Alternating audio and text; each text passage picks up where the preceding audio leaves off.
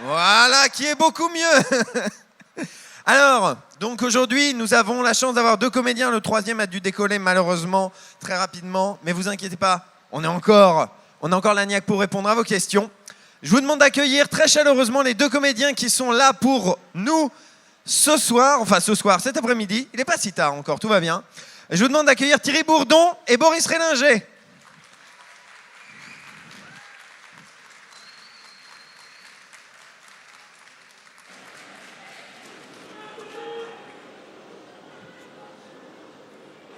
Alors bonjour à vous deux, ça me fait très plaisir de vous voir, de vous accueillir.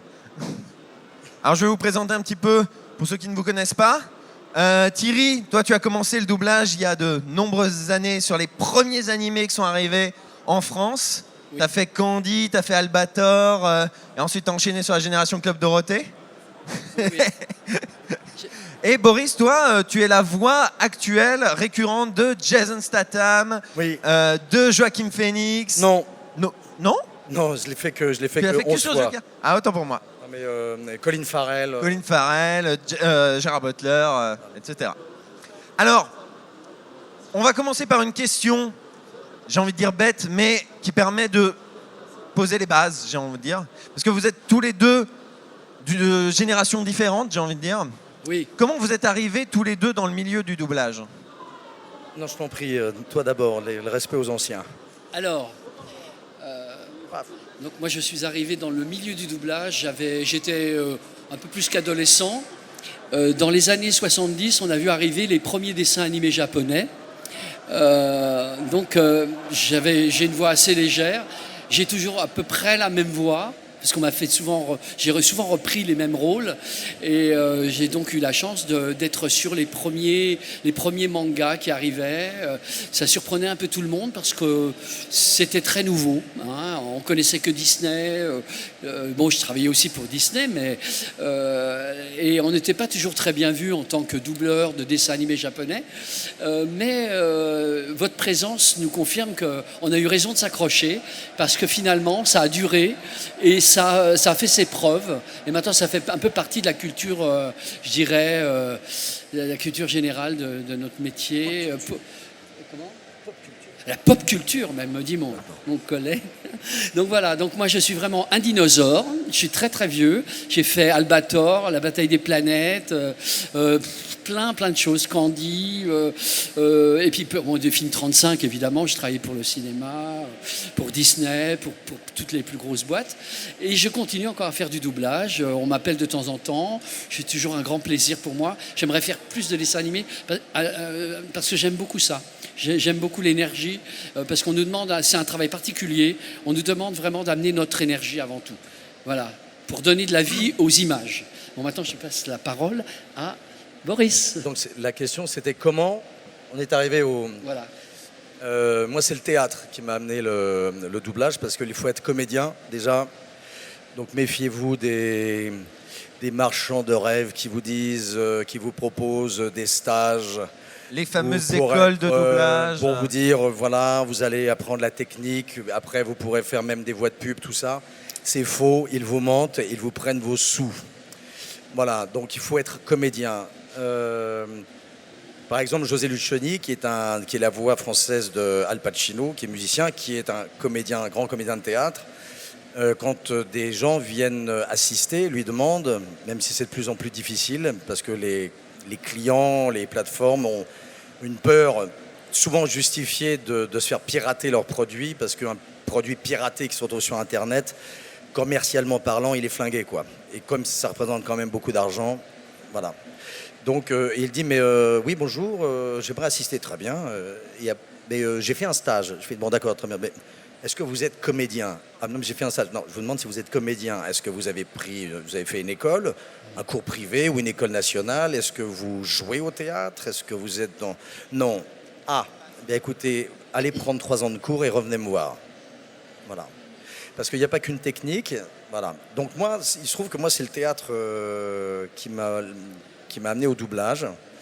Je jouais une poétique sur les années 20 et c'était un poème de Henri Michaud assez violent. Et là, dans l'assistance, il y avait un grand auteur qui s'appelle Jean-Pierre Carasso, qui a énormément écrit les Miyazaki, qui est un traducteur aussi, mais qui est un auteur, avec un directeur de plateau qui s'appelle Jean-Marc Panetier, qui a doublé quasiment tous les Miyazaki, entre autres. Et ils m'ont vu sur scène, ils m'ont dit « Mais ce garçon a une énergie intéressante, il a une technique intéressante, parce qu'évidemment, quand on est sur scène, on apprend à respirer, on a une diction précise, et on voit tout de suite si un acteur, on le sait dans les 30 premières secondes, s'il est généreux, s'il est dedans ou pas. » Et donc, ils sont venus me voir, ils me disent « Est-ce que éventuellement ça t'intéresserait ?» Ah, j'ai fait oui, oui, oui. Et le premier doublage que j'ai fait, j'ai été remplacé. Voilà. C'était Showgirls. Et il y avait dans le film, au début, un personnage qui prend toutes les jeunes danseuses qui rêvent d'une carrière à Las Vegas en autostop. Et donc, il m'avait donné ce personnage-là. Je commence. Et la première fois, je parle dans le micro, on ne m'entend pas. Parce que je pense théâtre, je dis, le micro, il est là, je vais parler comme ça. Donc voilà, donc là, vous ne m'entendez pas. Il dit, non, il faut que tu parles. Et après, il arrive une scène où il parle très, très vite et il y a Massachusetts dedans. Je n'ai jamais passé l'état du Massachusetts. Et il m'a remplacé parce qu'ils n'avaient pas le temps. Voilà, c'est mon premier doublage, c'est ça. Voilà, donc j'ai un peu progressé depuis. Et voilà, mais moi, c'est mes débuts, c'est ça. Voilà. Massachusetts, c'est mieux en bouche maintenant, ça y est. Ah, et Massachusetts, moi, ça va, là, ça démoule. Bon, bah, ça va. On va prendre quelques premières questions, peut-être. Est-ce que certains d'entre vous ont des questions? Oui. Allez, du coup, on n'a personne pour passer le micro, du coup, Ah, si, je m'y rends. Si. Ah, si, bah parfait. Comme ça, j'ai pas besoin de bouger. Ah, il ne fonctionne pas. Est-il allumé? Damn. On Est-ce va qu'il y est arriver. allumé? On va y arriver. Tout va bien se passer, vous inquiétez pas. Ah, mais tout se passe bien. En attendant que tu règles le problème. Bonjour, on Bonjour. m'entend? Ok. J'aurais une question. Donc vous avez tous les deux fait de l'animation, vous faites aussi des films live, vous êtes les voix récurrentes de certains acteurs. Je me demandais, c'est un peu des généralités, mais concrètement, en termes d'énergie, lorsqu'on rentre dans le studio, quelles sont les différences entre le fait de doubler un film d'animation et un film live? C'est un peu des généralités, mais j'imagine qu'en termes d'énergie, l'intention, ça ne doit pas être la même chose, tout à fait. C'est pas tout à fait la même chose. C'est la même chose, mais avec une petite nuance qui est la suivante. Un film d'animation, une animation, même la plus belle des animations, il faut l'animer un peu plus avec la voix, parce que les images sont quand même, je ne vais pas dire statiques, mais il faut en rajouter un petit peu plus. Hein, tu es d'accord? Ouais. Il faut quand même, pour les dessins animés, il faut être un peu au-dessus, et il faut un peu, je ne vais pas dire surjouer, mais il faut jouer plus. Après, la différence avec le 35 mm, avec les acteurs qu'on double, nous, on est des serviteurs. On doit se mettre, on rentre comme dans des pantoufles, comme dans des chaussons. On doit se mettre, on est là pour servir quelqu'un et pas pour se servir nous-mêmes. C'est-à-dire qu'on doit regarder, déjà, il faut bien regarder et écouter l'original. Ensuite, il ne faut pas dépasser l'image. Oui. Surtout pas dépasser l'image, parce qu'autrement on n'y croit plus. Et puis il y a comme pour Boris, il y a des belles rencontres de certains comédiens qui vont nous aller comme un gant. Vous avez des gens, vous savez pas pourquoi, mais votre voix dessus, ça va être ça. Et c'est un peu une chimie, c'est un peu magique quand même. Et puis il y a des gens, comme tu parlais de nos camarades, qui savent qui on va pouvoir mettre sur cette tête, l'énergie. Un directeur de plateau, ce qu'il recherche, c'est votre énergie. Et il sait. Alors, on ne va pas forcément donner pour doubler un gros, on ne va pas mettre un gros dessus, ça peut être un mec vachement maigre, ça n'a rien à voir. On va pouvoir, je parlais avec une comédienne, la fille de Marion Gamme, qui doublait une noire. Je lui dis, qu'est-ce que t'es vachement bien sur les blacks? Elle me dit, oui, on ne me les donne pas assez. Elle me dit, mais t'as une voix super là-dessus. Elle me dit, ouais, j'aimerais bien en faire plus, mais vous voyez, il y a des clichés, on peut penser qu'on peut mettre que des noirs sur des noirs, des blancs sur des blancs, des gros sur des gros. Non, c'est l'énergie. Et ça, c'est un truc particulier, l'énergie. Il y a, personnellement, c'est sûr que quand on rentre pour aller doubler Jiren, par exemple, dans Dragon Ball Z, c'est vrai que j'ai découvert un univers, je ne sais pas pourquoi il se tape dessus, par exemple. Voilà. Mais bon, pour être le plus fort, voilà, certainement. Sinon, ils meurent ou ils disparaissent. Très bien. Un peu comme dans la vie, quoi. Et quand je vois mes camarades qui le font depuis très très longtemps, comme Éric Legrand, il fait qui, Éric Legrand, dedans? Éric Legrand. Je sais plus. Il fait un truc et il passe sa journée à hurler, quoi. Vocalement, c'est très difficile. Vocalement, c'est un truc de fou. Il faut être un sportif, quoi. Ça demande de la technique. De la C'est ce dont technique, il tu faut parlais. apprendre à respirer. Voilà, faut apprendre- respirer. Et ça prend. Ça part. Ouais, ça part de. Et donc, De là. et moi, je suis très content parce De que là. j'y règne. Je vais gagner. Donc, voilà, donc il n'en fait pas plus, il n'a pas besoin. Donc j'étais très content. Je me suis pas pété la voix, j'étais ravi.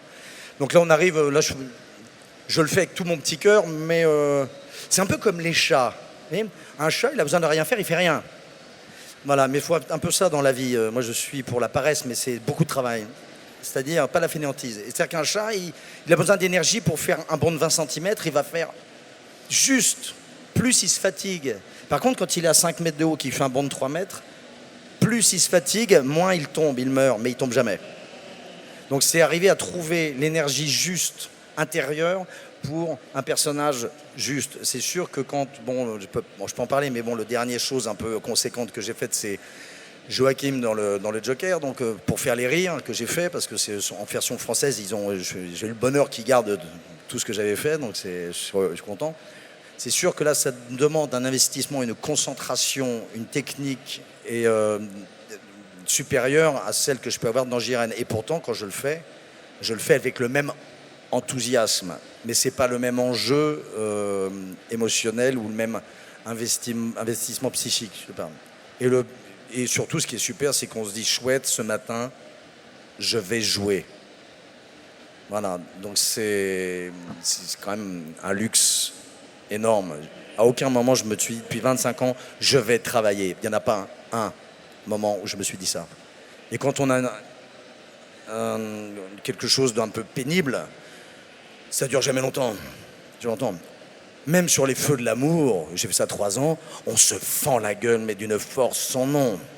Parce que les acteurs sont des super acteurs que vous voit souvent dans les grands films de cinéma. Il n'y a rien à jouer. Et ils sont d'une sincérité. On se demande comment ils font. Il reste 10 secondes comme ça sur le plan, parce qu'il faut que la série, l'épisode fasse 52 minutes. Et ils assument tout. Moi, je trouve ça... Puis vraiment, on se marre bien. Alors justement, Boris, tu disais que tu venais du théâtre. Oui. Est-ce que tu as senti, toi, au fil des années, une évolution de comment le milieu du doublage est perçu par le monde du théâtre? Parce que quand Thierry, arrête-moi si je me trompe Thierry, quand le doublage a commencé, on va dire, quand il y a eu ce boom du doublage, le milieu n'était pas forcément perçu de la même manière qu'il l'est aujourd'hui. Alors, moi j'étais à l'école du spectacle et j'ai eu la chance de commencer très tôt. J'avais 13-14 ans quand j'ai travaillé pour les réalisateurs de la télévision, Marcel Craven, tout ça. Je faisais des dramatiques, je tournais des feuilletons, je faisais le métier de comédien. Bon. Et puis un jour, j'ai un monsieur qui s'appelle Francis Lax qui m'a dit « Tiens, tu n'aimerais pas faire du doublage ?» La voix de Magnum. Voilà. Merci. Et je dis à Francis, je lui dis pourquoi pas.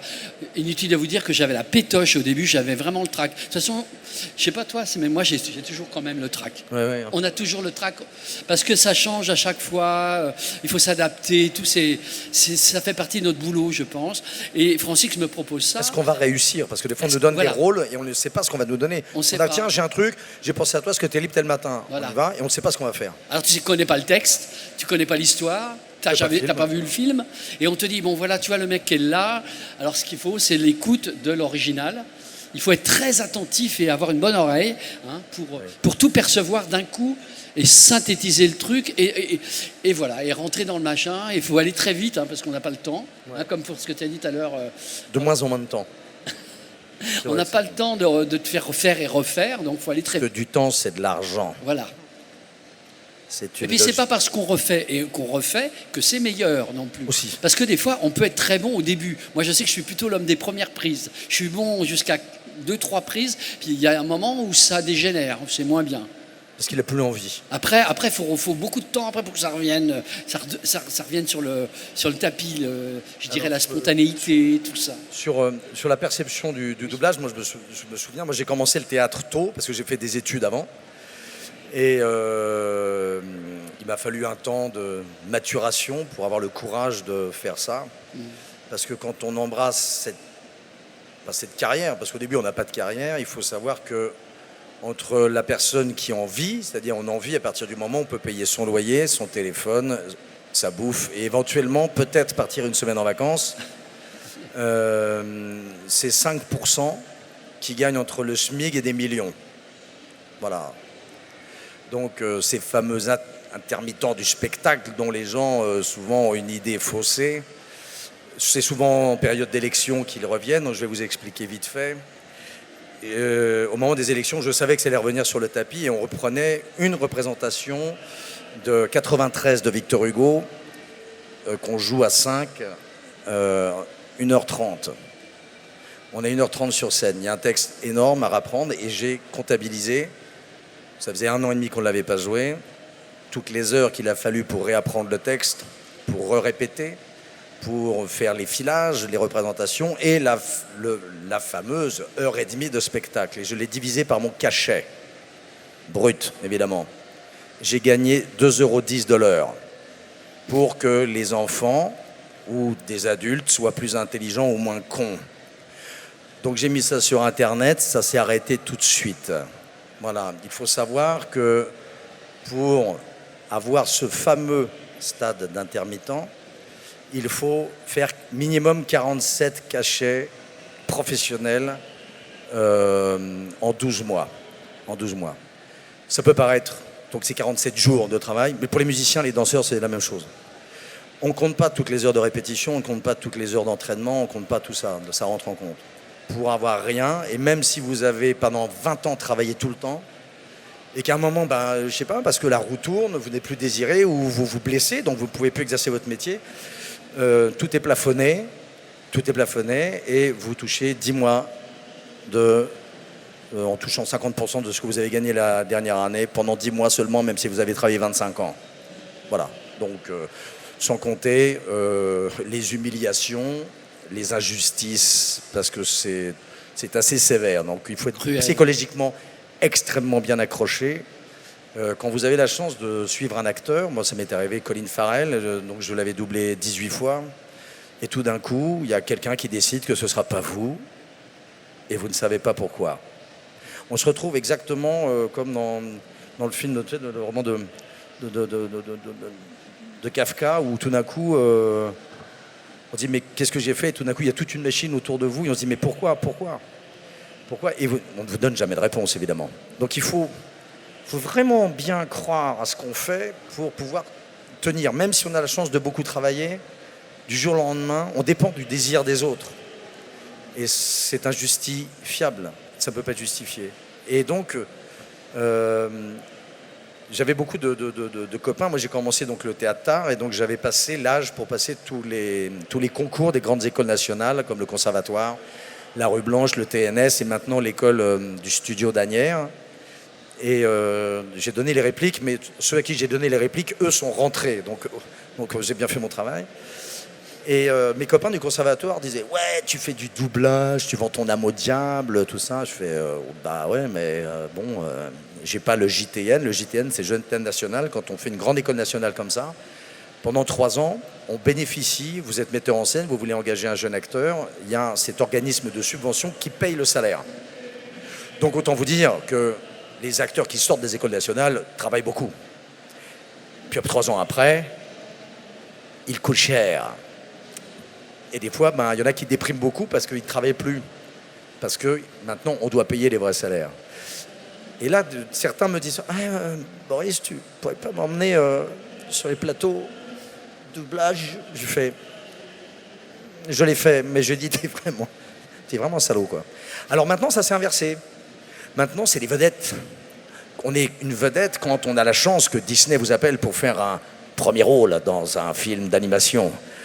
Et c'est pas forcément bien, c'est pas forcément bon, à part quelques rares exceptions, comme José Garcia ou Elie Moon, qui fait un travail formidable dans L'Âge de glace, là, l'espèce de petit femme.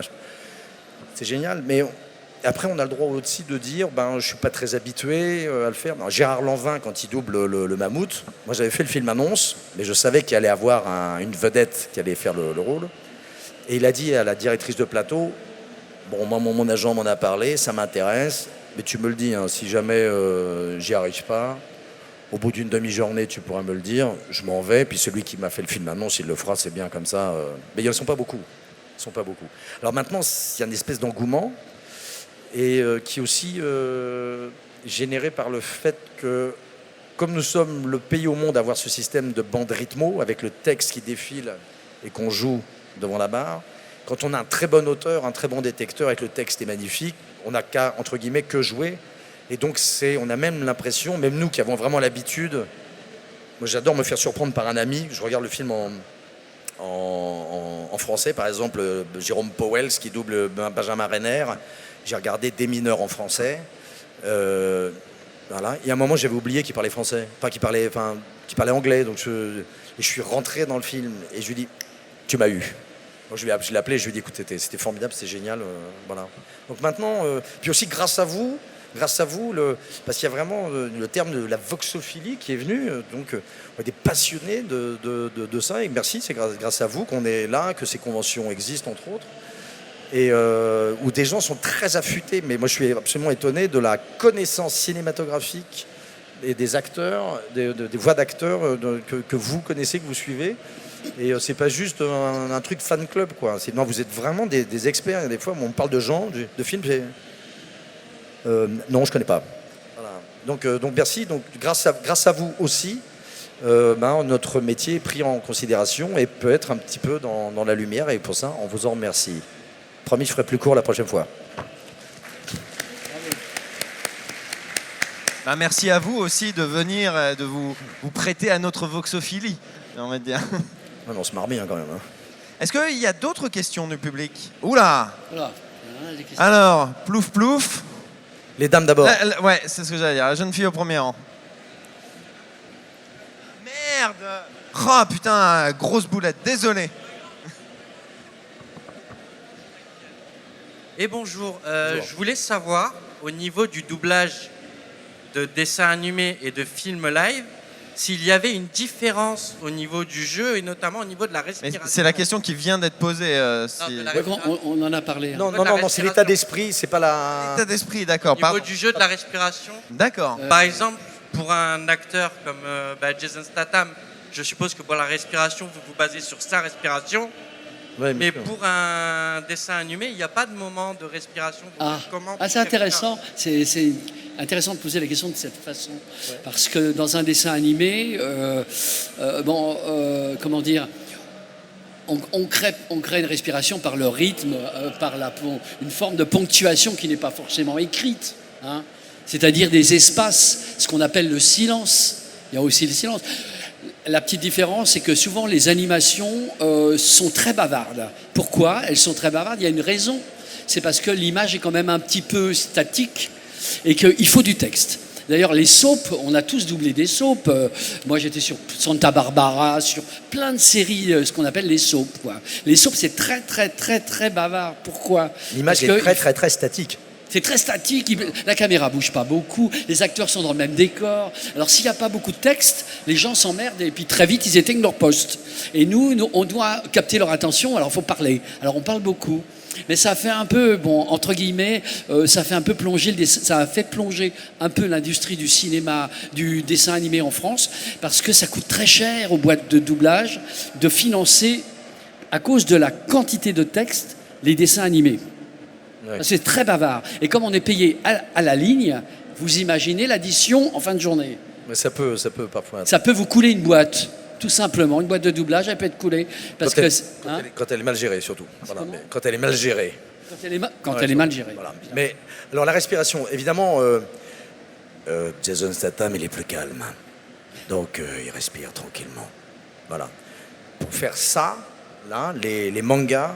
Je parle des mangas de baston, quoi, comme les Chevaliers du Zodiaque, les trucs où il faut énormément... Là, par exemple, quand on attaque une phrase, ça parle énormément. Donc là, on prend une putain... Là, ça gonfle partout, on se met de l'air partout. Mais comment l'apnée, quand on veut descendre à 20 mètres, je sais pas, pour ceux qui font de l'apnée, moi j'en ai fait un petit peu, mais bon, tu respires, tu prends une grosse... Tu sais que tu vas pas avoir le temps. Et si t'as pas d'air, avec les hurlements qu'il va falloir que tu fasses, si t'as pas d'air... tes cordes vocales, tu les pètes, quoi. Voilà. Et là, ça arrive, donc, Autant peut-être dans les films, et bon, et puis il y a certains rôles en fait, si, il y a une respiration, parce que les personnages respirent, on les voit pas. Mais je crois que ça génère beaucoup plus d'air, un dessin animé où ça hurle de physiquement qu'un. Par exemple, on est là, on est en train de discuter, on n'est pas en train de faire un effort. Puis alors après, évidemment, quand le personnage court, il faut se mettre dans l'état d'esprit de courir. Alors évidemment, on ne va pas faire un 100 mètres pour être essoufflé, mais on se souvient de notre respiration quand on court. Et puis en même temps, nous, peut-être qu'on pourrait souffler, mais oui, mais l'acteur, lui, à un moment, quand il inspire et qu'il expire, il le fait bouche fermée, par le nez, bouche ouverte, il gonfle ses joues. Donc là, on ne l'a pas écrit, ça. Il faut le faire. Donc il faut prendre... Donc là, oui, la respiration, c'est l'eau, l'air, la vie, quoi. Voilà. Et c'est vrai qu'il y a une respiration différente à chaque fois. Différente, c'est pas la même en fonction des personnages, parce qu'évidemment, comme ce sont des personnages, ils ont, entre guillemets, que ce soit un personnage créé par un acteur, nous on appelle ça en viande, que ce soit en viande ou en animé, les personnages respirent, de toute façon. Voilà. Il ne faut pas oublier aussi une chose, c'est que notre travail, le travail de Boris comme le mien, c'est on a l'œil qui se balade. C'est-à-dire on parle, on lit, on regarde. Ouais, ça nous échappe, mais en fait, on fait toujours un... Oui, il y a tout un circuit. C'est un peu comme on chante la musique, quoi. Comme ça. Voilà. Là, toc, on va voir les yeux, on voit le texte qui arrive, toc, donc c'est la toc, on sait que ça commence là. Donc c'est une espèce de gymnastique. Si on prend un peu d'avance, on a l'œil qui se balade et hop, on va voir si on a bien respiré. Quand les appuis, ce qu'on appelle les appuis.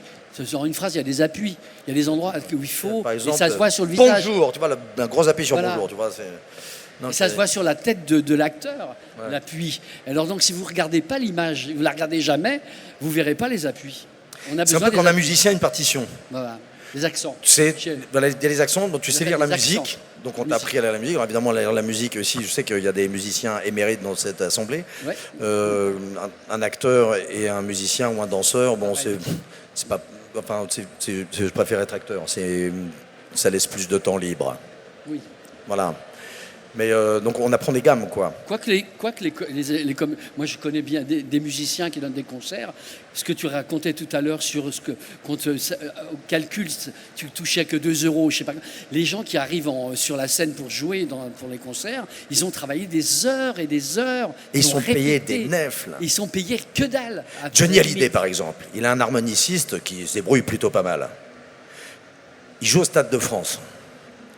Il est payé 300 € brut le cachet pour jouer au Stade de France avec Johnny Hallyday devant 80 000 personnes, quoi. Merde. Fait chier, quoi. Il a passé des heures et des heures pour être payé des nefs. Là. Alors oui, il joue au Stade de France. 300 balles. Moi, je veux 10 000, quoi. Tu te fous de ma gueule ou quoi? Ah ben, on va pas te prendre.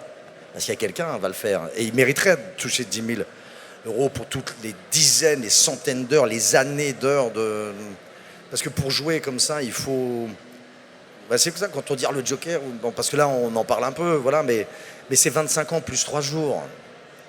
Voilà, c'est comme un musicien qui a fait toutes ses gammes, c'est des années, depuis tous les mercredis après-midi où il n'est pas joué avec ses copains au rugby, il est passé à apprendre la musique, le solfège, un plus chiant que le solfège, quoi. Non, il faut avoir envie, c'est des contraintes. Et pour être en bout de chaîne, lui dire que c'est un escroc parce qu'il gagne trop, ça va, c'est des corners. Alors, excusez-moi, je m'emporte. Mais... Ce qui sauve peut-être les comédiens, c'est que quand on arrive à beaucoup de technicité, comme les gens qui font du doublage, et tous les comédiens ne font pas très bien du doublage. Il y en a qui n'y arrivent pas, qui ne sont pas performants. Ils n'ont pas le sens du rythme, ils n'écoutent pas, ils n'ont pas le sens du rythme, ils sont un peu dyslexiques. Ça demande une technique et une grande expérience. Et quand vous allez sur un plateau, ce que les gens veulent, c'est quelqu'un qui a quand même de l'expérience. Ils veulent telle personne parce qu'ils savent que cette personne-là, elle va tout de suite piger et elle va tout de suite... on ne va pas perdre de temps, on va tout de suite être... voilà, je crois que c'est ça. Alors comment? Parce qu'on ne peut pas arriver du jour au lendemain. Comme on dit, c'est 25 ans plus 3 jours, mais elle dit, mais bon, c'est comme l'étudiant qui vient d'avoir son diplôme. Ah oui, mais on a besoin de gens d'expérience. Ouais, mais bon, si tu me donnes pas l'expérience, comment je fais pour l'expérience, quoi, tu vois, donc ça se mord la queue, quoi. Donc, c'est des années, l'expérience, c'est des années. Alors, il y a des gens qui sont super, donc qui sont souvent des comédiens ou des directeurs de plateau émérites, qui tout d'un coup vont au théâtre, où on leur parle de quelqu'un, et on va les tester sur ce qu'on appelle les ambiances, les petits rôles. Et là, on peut très vite On n'a pas besoin d'un grand rôle avec plein de textes pour se rendre compte si la personne, elle comprend le truc, si on donne une indication, si elle est rapide, si elle a vu. On sait, après, on n'est pas tout à fait synchrone. C'est pas grave, on dit, oh lui il est bien, elle est bien. Donc, et après le nom circule. On dit, tiens, écoute, donne-lui des petits trucs, vraiment quelqu'un d'intéressant. Puis on a besoin de jeunes parce qu'à un moment, bon, moi j'ai commencé donc il y a 25 ans, maintenant j'en ai 51. Les rôles de 20 ans, je les fais plus. Donc il y en a qui arrivent comme ça. Donc, et puis moi, moi personnellement, j'emmène les gens. Je vois au théâtre, et je les emmène avec moi. J'ai pas mal de copains que j'ai fait venir dans le doublage et qui doublent des choses très importantes maintenant. Et voilà. Il faut transmettre ce qu'on reçoit, quoi. Voilà. Oui, et puis ça donne beaucoup de plaisir quand il y a une rencontre avec un personnage et qu'on est soutenu par des gens qui nous dirigent et qui aiment les acteurs, parce que c'est quand même très important, les acteurs, ils aiment être aimés avant tout. Hein, surtout qu'on a besoin d'être en confiance parce que des fois on va vraiment racler des choses qui sont pas très chouettes. Enfin, nos petites blessures à nous, nos petites choses, c'est ce qui va faire la différence entre quelqu'un qui va jouer par exemple une partition musicale ou une pièce de Shakespeare. Il y en a qui va réussir à jouer un Hamlet puis l'autre moins parce que peut-être qu'il n'arrive pas à mettre. Mais donc on a besoin d'être en confiance pour ça. C'est un peu comme quand on apprend à nager en fait. ouais. Donc c'est extrêmement rassurant. On dit non, t'inquiète pas, vas-y, je te tiens la tête, tu boiras pas la tasse. Ouais. C'est un peu la même chose, un directeur de plateau ou un metteur en scène, quoi. Et quand tu sais nager pour toute ta vie. Ça, c'est merveilleux. Voilà. Ouais, puis il y a des eaux troubles où là on a besoin de quelqu'un. Ah bah oui, mais ça, bon, c'est normal. On a toujours besoin d'un regard extérieur de toute façon. C'est comme dit Shakespeare, on peut pas être juge et parti. C'est quand même une des seules portions du métier de comédien où on peut s'auto-juger parce qu'on réécoute la boucle. Ah oui. Un musicien fait un concert, bon, à moins de l'enregistrer et de l'écouter après, mais sur le moment il le fait, c'est du live, on est au théâtre, on joue. Puis donc là le metteur en scène va nous dire, ou le chef d'orchestre va dire, ah là c'est un peu tout ça. Mais on a bien travaillé donc ça s'est pas vu, mais moi je l'ai vu. Mais nous, la plupart des réalisateurs ne souhaitent pas que les acteurs se regardent, puis des fois ils regardent pas la prise parce qu'ils n'ont pas le temps, donc... Mais là, on a le temps, donc c'est étrange de pouvoir. J'enregistre et puis finalement, je peux juger ce que je fais. Compliqué. La première fois qu'on entend sa voix, j'ai dit j'ai pas cette voix de merde, c'est pas possible. Parce que la façon dont on s'entend et dont les gens entendent, c'est pas la même chose. Alors, après, quand on accepte sa voix, on accepte de se voir à l'image. Et moi je sais que j'ai fait énormément de progrès au théâtre grâce au doublage. Parce que souvent au théâtre, on arrête avec le trac.